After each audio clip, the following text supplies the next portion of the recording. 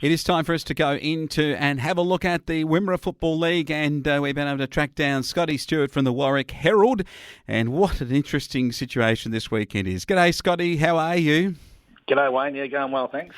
Well, this is a very interesting one for everybody because it is Wimmera football and we are playing under an enormously interesting set of rules and circumstances. But full credit to Wimmera for putting it together and being able to get a way to get out onto the field this weekend. Yeah, that's exactly right. And without knowing fully, you and I talking there before about we're probably one of the only one of two or three leagues around country Victoria that are doing it, and as you said there, full credit to the Wimmera League. They've been meeting all week, and they've just decided that we're going to go ahead, and it's just amazing. It's really hard to get your head around it. What's going to happen this weekend? But there is going to be games of football and netball, and we're back into it. So it's amazing, but it's great for the competition. It's an interesting one because only those that are involved in playing can actually attend. So virtually we're saying no crowds, but the Neil Footy Club host the Warwick Eagles, which is your side. So let's talk about that and how Neil are going to do it. Neil don't have an under-14s footy side. They do have a 17s, a reserves and a seniors footy, plus of course the netball. I'm told that Neil have separated out all the netball courts so that all the netballers and the footballing people will be all separated out. And they've also worked it through that everybody that plays, and in junior competition only one parent can sort of come because they would drive the junior player to the game. But everyone else that plays can only come for their game and then go. So that becomes effectively the rules to get it going this weekend. Yeah, that's right. Yeah, that's what they released Thursday, I think, with all that stuff. And then Neil, they released something as well to the Warwick Eagles, just basically what you just said there. You know, one parent per under 17 because there won't be under 14s footy. One parent per under 17s, and then basically leave after the game. Seconds come in. Get there for their warm up in the change rooms and all that. It's all normal with that sort of stuff, but it's all obviously under COVID laws and then the seniors. But we have been informed that this game basically will be played with no crowd. I mean, the government put that cap of 150 people, but that included players. So it basically just wiped out any spectators that wanted to go along and watch. And being the away team as we are, well, you know, you're not going to travel over there to watch something that you might not be led into. So they made that call, and that's fair enough. That's up to them. But they'll go ahead, and it'll be so weird for the players tomorrow. I just can't get my head around it. But yeah, we probably won't witness it, but we'll be watching it on the old Dartfish video system a bit later on. So that'll be one thing we can do.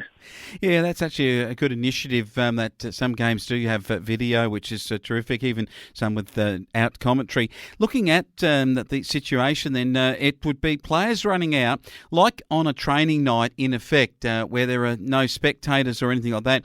In effect, no car horns tooting. Now, this is something I just want to sort of explore with you, Scotty. I mean, one of the things when you play footy is that, you know, you kick a good goal and the car horns toot around the oval. Gee, it's going to be hard to get used to that for the players with no noise at all after you kick a brilliant goal.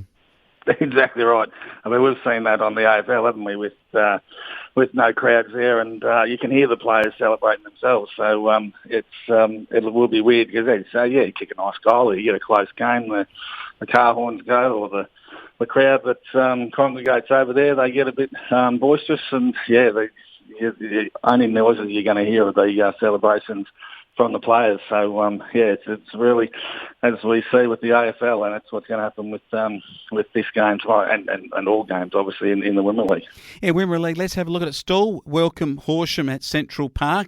That's going to be a massive game because Stawell need to get another win back to pick up the ones that they dropped last time around. Horsham desperately want to win to shore up a fifth place on the ladder.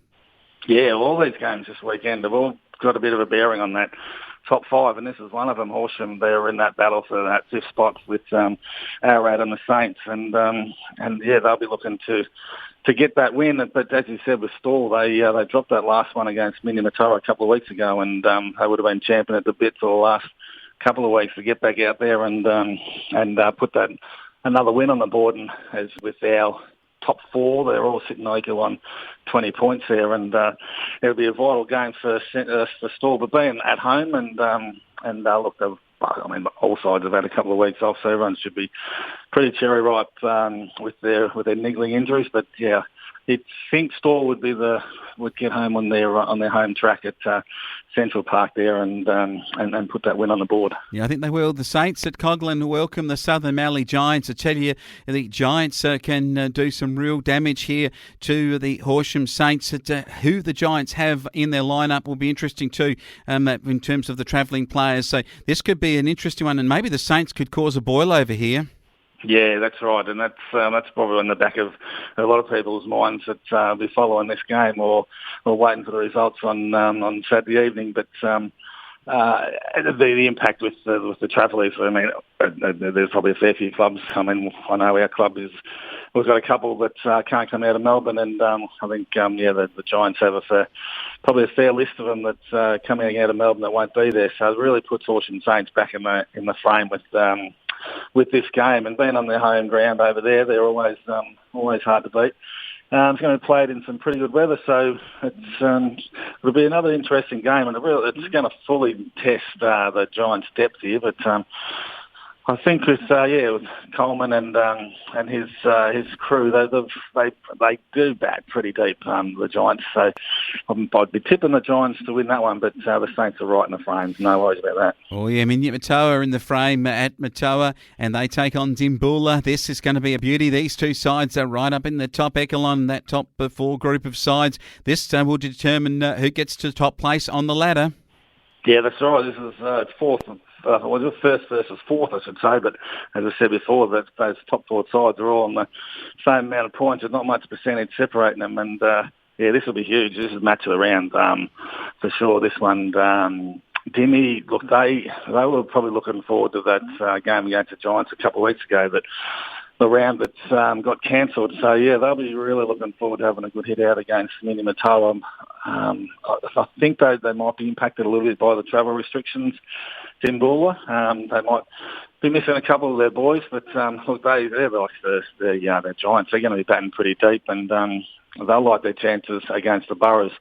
However, in saying that, I'm sort of thinking I like the chances of the Boroughs myself. They're very good side, basically. They having a couple of weeks off and preparing for this game, and both sides will be looking forward to it because it's a battle of 2 of the expected finalists come the end of the season. But I'm thinking the Boroughs, they might just get home on their home ground over there at Matoa, and but it should be a crack of a game.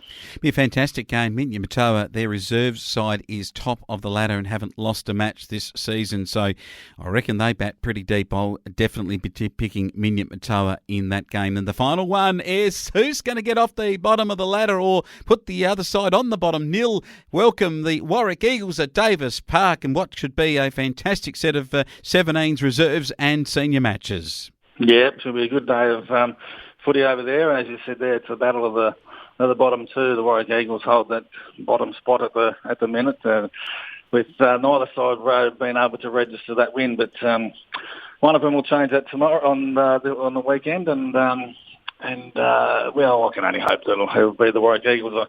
I know that with Wimmera being one of the only leagues playing, we are going to welcome back a couple of former players through the permit system. I know there's a couple of boys coming back, one from Ballarat there, so they will strengthen the team, but they need to. I mean, I don't know the ins and outs of the nil setup, but I know the ins and outs of the Eagles setup, and they suffered a couple more injuries in that last game against Dimboola, and one of them is a season-ending one with an ACL injury, and one of them was with the broken jaw. He's going to be out for a fair period.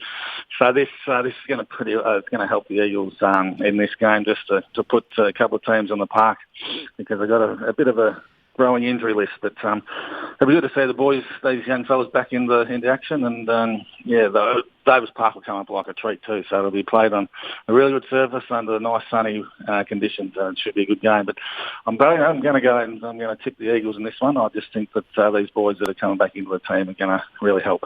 I think they will. And looking across the grades too, in the 17s, it's nil at 6th and Warwick Eagles 7th. In the reserves, the two sides are on the bottom two placings, and in the seniors likewise. So these very, very important games like this to get some confidence, get a win under your belt, get that winning feeling. Albeit you won't hear the car horns tooting, and that will be something that will be like the birds chirping silence on country football matches across the Wimmera. But great with netball and footy, at least on the courts and on the field.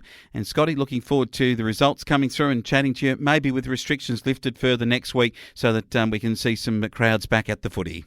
Yeah, that's it, Wayne. We can only hope for that, so that'll be good.